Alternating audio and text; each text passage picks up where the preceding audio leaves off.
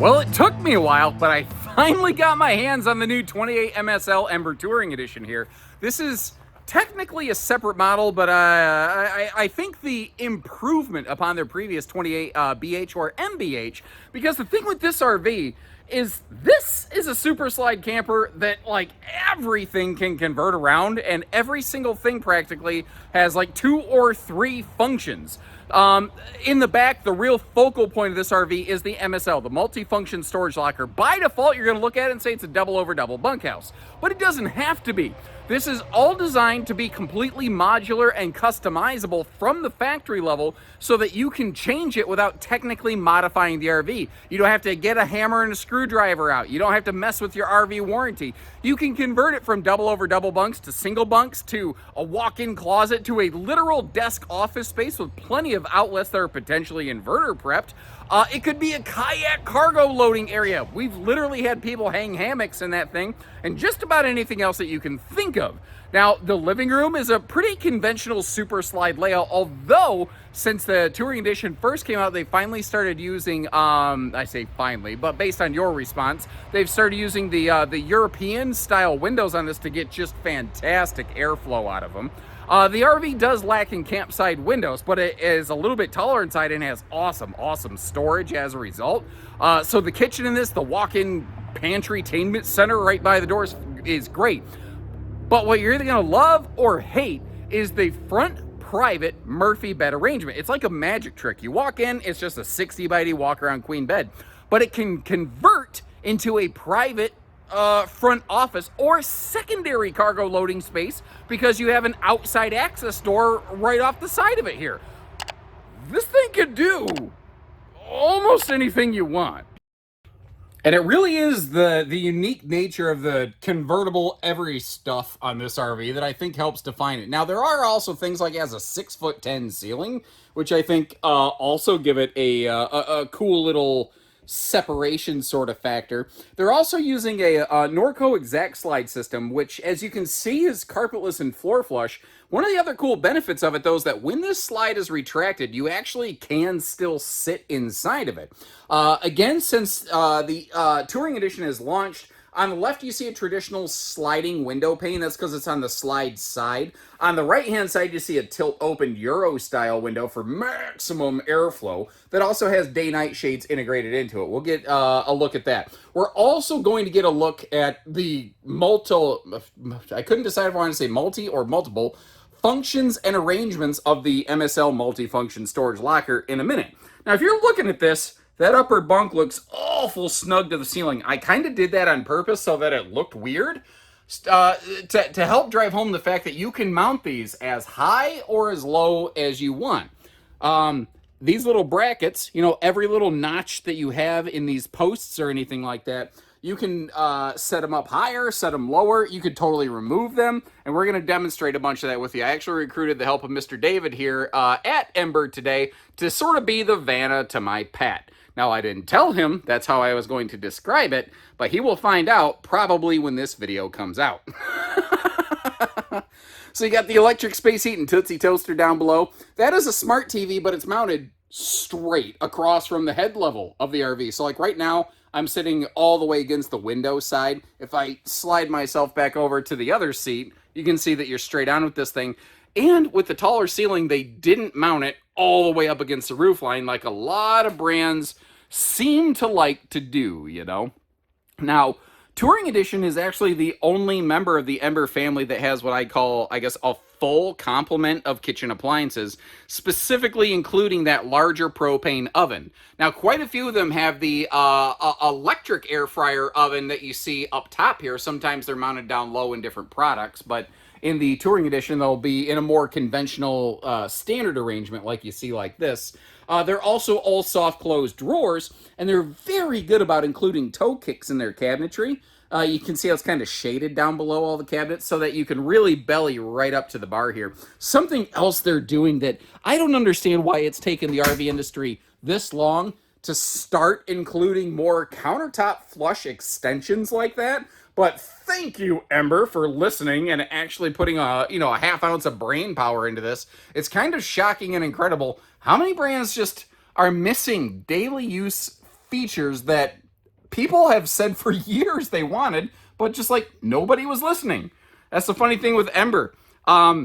Since day one, they have really been tuning into the comment section and listening to feedback at shows and doing the best they can to incorporate all the different consumer feedback they could. Now, it's tricky sometimes because some feedback is contradictory to others, and some of it just doesn't always make sense, but they do the best they can to kind of parse through it. Like, your feedback is the reason they have this full storage bank all the way across the top of the slide. That's classic camping right there, but so many RV manufacturers have gotten rid of it. Now, on this floor plan, it makes a ton of sense to me because we don't really have a lot of campsite window coverage. These windows are overlooking the neighbor's side of the RV if you're in a park. So those windows to me are less important, and storage is always useful. So I think that was a really good decision. Now, this is my fault. When we're doing our MSL bunk demo later, I grabbed one of these stools from a different Ember RV to act like a little bit of an office desk station. That stool does not belong in this RV, but it also does drive home the fact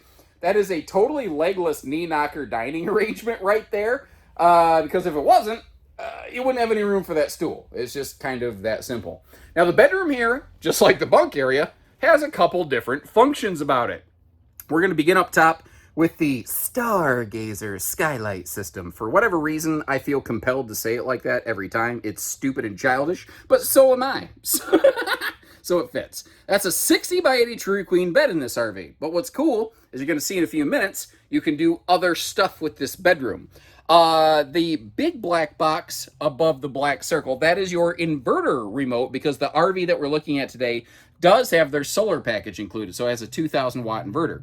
You may notice how you have household and USB outlets right on the face of that on both sides of the RV. What you can't see is tucked back in that cubby, you have also household and USB outlets. So they give you plugs front and back side here. Now, they don't give you a window on that big blank wall, and you're like, why not? Because the awning arm is right there. The awning arm goes right in the middle of the window. So they help compensate for that by including the Stargazer skylight, which is also another one of those dual pane, hollow Euro style window sort of jobs. Now, our entry doors, both front, well, we're in the front and in the living area, they're wider. They're like the 30-inch wide full fifth wheel size door, and they both do include the privacy shade built right into the door. So that's a handy little detail there. Now, in the bedroom, if you want, they have plenty of space here to add a TV, and where that can be really handy is the fact that this has a Murphy private bedroom you'll get to see in just a second, which could easily convert over into an office space. So that TV could also double as, you know, a monitor kind of station. And I like the triple dresser drawers down here. I realize I forgot to get some bonus footage with this open. I don't want to mislead you. If I don't open this, it looks like it's a big closet space. It's a shallow little mini hanger with, like, I don't know, a funny pocket up top behind the kitchen cabinets where you could maybe put some hats or something. I'm not sure, but I don't want you to think it's something that it's not. Now, in case you're curious, the airs are centralized. Now, normally this has a single 15,000 BTU air, but as you're looking at, these are all 50 amp of the Touring Series. This RV can be outfitted with dual 15,000 BTU, both centralized air conditioners. Note their location, though. The actual forward central air unit is not technically in the bedroom. It does obviously have central air ducts, but by not being directly in the bedroom, that means that you're not going to hear the noise of that sucker kicking over at night. The other thing is that if it's just hotter than downtown Hades, on both air conditioners, you can flip these fins open and drop all the cold air here into the biggest cabin of the RV to help keep your main room as comfortable as possible during the hottest hours of the day. Then you can close them and re-centralize the air through the bathroom and the private front bedroom, if you are kind of so inclined. Tell you what, we're going to end our way back at the bunk arrangement right here. Let's start over here with the sofa. We are looking at, well, as you can see right about now, a hide-to-bed sleeper sofa today, but a theater seat is also an available seating solution in this. All the cabinetry in this is pocket screwed, lumber core. They also fully have like a welded aluminum cage for things like their dinette and their bed and sofa structures, anything that they build in-house, very similar to what Rockwood does. they're doing here in the Touring Edition. They do that also in Overland Edition. They don't do it in E-Series because the way that they're building this is better, stronger, going to last longer, also going to cost a couple bucks more. But the bedroom here, you get to meet Mr. David. The bedroom, if you want it to, can convert into a secondary kind of second living space, private office.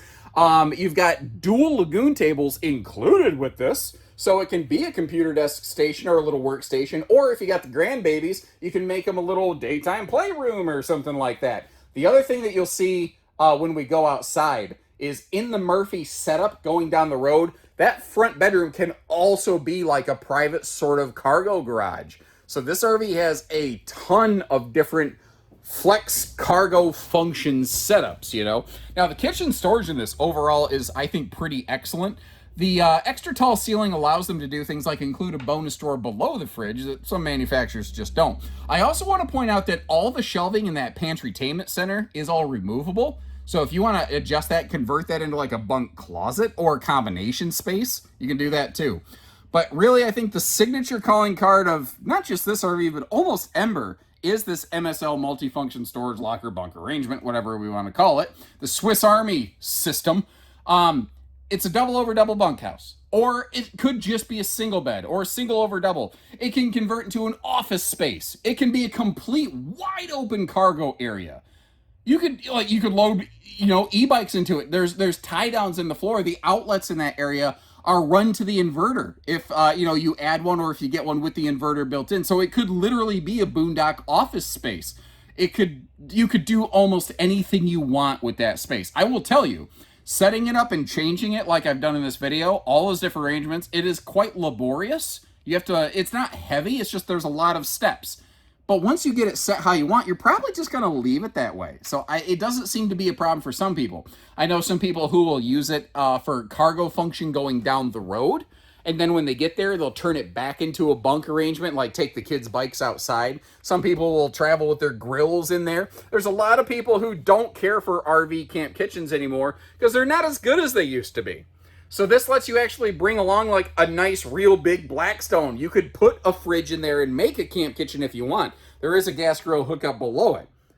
I can't stress this enough. It only does everything. Now, some RVs, you'll see where the carpetless flap on the slide has a little hump in it right there. And sometimes people go, oh, look, the flooring is broken. It's not flooring. It's just a carpetless flap that's hanging over thin air. So, yeah, there's a little bit of negative space in it, just in case you're not interpreting what you see, I guess maybe correctly or some other way. I don't know. Porcelain foot flush stool with some very fluffy, friendly space. Now, this model right here currently has a plastic sink. That will be changing. They are converting over to stainless sinks through their entire lineup once all of the 2025 updates are included. Now I'm at a funny angle here, but that is a Lipitor storage galorage cabinet. And I want you to look at the plumbing under the sink. Notice how it's all PEX on PEX connections, but also they have individual shutoff valves, kind of similar to like what Alliance and some motorhomes do. So let's say, God forbid, that kitchen or the kitchen faucet or the bathroom faucet or whatever has a problem.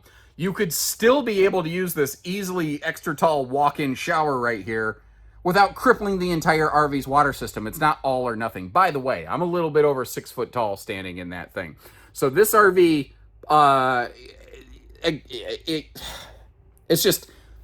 it's a couple bucks more. They're including extra things that a lot of brands don't. Things that could be very handy. Like, could you imagine how those water shutoff valves could save you from losing an entire trip? I could. But they cost a couple bucks. There's like a death by 1,000 paper cuts. There's 100 things in this RV that all cost a couple bucks more, but all yield additional function. One of the only significant hiccups in this one's giddy up, though, is the road mode travel access. Now, one of the cool things about it is this exact slide system allows you to actually occupy the slide at a travel stop. So, if you are pulled over like at a rest stop and you want to have a sandwich real quick, you can get in here, you can get to the kitchen, you can actually sit in the slide, occupy it, and use the dinette at a travel stop with the slide retracted. Almost no towable RVs are capable of that, and some of the ones that might be capable rarely, if ever, do the testing, whereas Ember has, because they actually go camping too. They use the RVs that they build, and they know how people like to use them, because that's how they like to use them too. But that does mean with the super slide versus bedroom arrangement, this is what I call two-stage travel access. Now, even if you just leave it in queen bed mode, you still have decent cargo space here. Now, it doesn't have tie downs in the floor. You might need to add something like that. But, you know, depending, like if you have some extra totes for outside stuff, you could load it here. And in a few minutes, I'm going to actually put that in Murphy mode and show you all the cargo space you could have available. So stay tuned. And when you get into the Ember Touring Edition, everything gets a little bit bigger, heavier, longer. You know, this RV tip to tail is about 34 feet total. So, you know, tip of the coupler to the very back of it. And with the GVW of this approaching about 9,500 pounds, you know, for flatland local towing, technically there's some tow package half tons that could do the trick. If you're going to do any serious distance or go through any sort of mountains or something like that, you're going to want to be 3/4 ton for sure. You know, windy zones like Iowa, you're going to want to be 3/4 ton. Now, the Touring Edition is sort of, it's what came after Overland. And you still see things like, you know, the cool little, you know, laser etched. Well, that's not even laser etched. What's that called? Where they put the Ember Punch-Out logo. What's the name for that? I actually am kind of drawing a total blank right here. But you notice how they sort of smoothed out the edges. It's like the Overland series that's been tamed and tuned a little bit. But you still see some similarities. Like right up front here, we've got this powder-coated aluminum gearbox, which is essentially just a nice little enclosure for things like your propane tanks and your batteries. Now, it's kind of set up by default for 1 or 2 batteries. Anything else, you have to get a little creative with it. The gearbox also does not interfere with most weight distribution systems. It is possible there's a couple that might fight it a little bit. I like the little pocket on top for extra places for like tools or wheel chocks or something. Wind's picking up. Sorry if that's eating into the microphone. The Smart Jack system right there, it will remember how high the RV's tongue had to be when it gets unhitched, so that when you're ready to get hitched back up, the trailer will raise itself or lower itself back to the correct level there. And you might notice how, just like the Overlands, they stuck with the Versa coupler. Now, I don't think you're going to put an off-road articulating hitch on this, but if your vehicle rides extra high or low, you can raise or lower the coupler on that to make you know, marrying up to this higher or lower a little bit easier. You might have noticed a sticker down there too. This is riding on a Norco chassis, which is a huck bolted kind of frame, not a conventional I-beam Lippert chassis. You know, different benefits for different types of systems. These also have very similar to a fifth wheel, like a fully enclosed kind of docking station here. And I like how they've got the battery disconnect up a little bit higher, so shifting cargo, it's not quite a concern. And if you you look up top there, that's an outdoor picnic table that's included, you know, right from the factory with this. That kind of trend, it really began with the Coachman Freedom Express. They were doing it for a few years. Jayco J-Feather kind of started doing it, still mostly does. Ember started doing it in their touring series here. Recently, Alliance Delta has started including picnic tables. And I don't mind it, because if you look in the upper left corner of the screen, assuming I remember to edit this in, that's why I don't mind including a picnic table with an RV, because some people will use the public picnic table to sling their sewer hoses across it. Not only that, but Lord only knows what's happening with animals and stuff on there. You know, I mean, birds are going to poop. You know, birds, squirrels, they're going to be all over that thing. And it's kind of nice to know that, you know, you have your own space, I guess, with at least your own filth that you can predict and not some random animal. The underbelly of this, it is enclosed, it's forced air heated, radiant barrier, and holding tank heaters. All Ember Touring and Overlands are 0 to 100 degree rated, tested, proven. The awning space is not bad, but it doesn't cover the front entry door. That might be a problem for some folks. I don't know. What it does cover, though, is it does cover this rear, what most brands would use as a camp kitchen space, what Ember uses for their side access for their multifunction storage locker. And again, this space, it can do practically anything you want it. Like, there's a lot of folks that will see this at an RV show and say, I don't get it. That's because you've not seen an RV that has all these different capabilities and functions. One of the other nice things is the big side access door here. It does have a retractable screen on it, so that you can keep that thing open for airflow. You could sit there doing desk work and looking out the RV without getting eaten alive by bugs, which is kind of cool. And to a quite literal degree, this RV throws radar off its butt. That's what the thing is over on the right-hand side. It kind of looks like another taillight. It's basically a reflector, but the black panel in the middle is a blind spot detector. They literally got it from the same company that makes those things for like General Motors vehicles.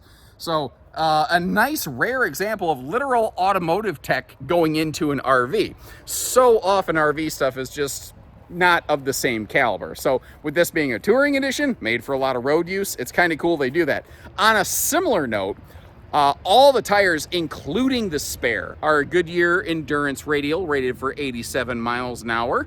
I hope you never tow that fast, but the point is the tires are made for things like that. Now, you still need to keep proper check on the inflation and loading of the RV and the tires and all that, but it's harder to get this one to fail, you know? The ladder up top there will get you up to that fully walkable roof. That is a more conventional wood constructed roof.